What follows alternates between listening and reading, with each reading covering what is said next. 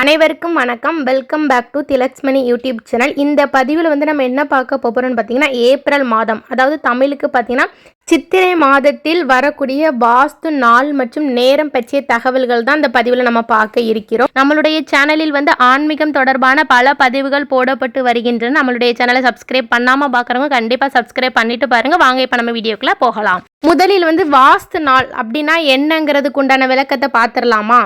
வாஸ்து பகவான் கண் விழித்திருக்கும் நாளே தான் நாம் வாஸ்து நாள் என்கிறோம். இந்த வாஸ்து நாள் வருடத்தில் 8 மாதங்கள் மட்டுமே வரும். எந்தெந்த மாதங்கள்னா சித்திரை, வைகாசி, ஆடி, ஆவணி, ஐப்பசி, கார்த்திகை, தை, மாசி ஆகிய மாதங்களில் மட்டும்தான் வரும். இந்த 8 நாட்களில் தான் தினமும் வாஸ்து பகவான் ஒரு குறிப்பிட்ட நேரம் மட்டும்தான் வாஸ்து பகவான் கண் விழித்து கொண்டிருப்பார். அப்படி அவர் விழித்ததும் காலையிலே நீராடி பூஜைகள் செய்த பின் உணவு எடுத்துக்கொள்வார். வாஸ்து பகவானுடைய மனமும் வயிறும் நிறைந்திருக்கும் நேரத்துல தான் நாம் வாஸ்து பூமி பூஜை செய்வதற்கான நேரமாகும். நாம இந்த நேரத்துல கட்டுமான பணிக்காக பூமி பூஜை செய்தால் தடையின்றி நிறைவேறும் என்பது ஐதீகமாக சொல்லப்படுகிறது. அப்பேற்பட்ட ஏப்ரல் மாதம் தமிழுக்கு பார்த்தீங்கன்னா சித்திரை மாதத்தில் வாஸ்து நாள் என்னைக்கு வருதுன்னு சொல்லி பார்த்துடலாமா?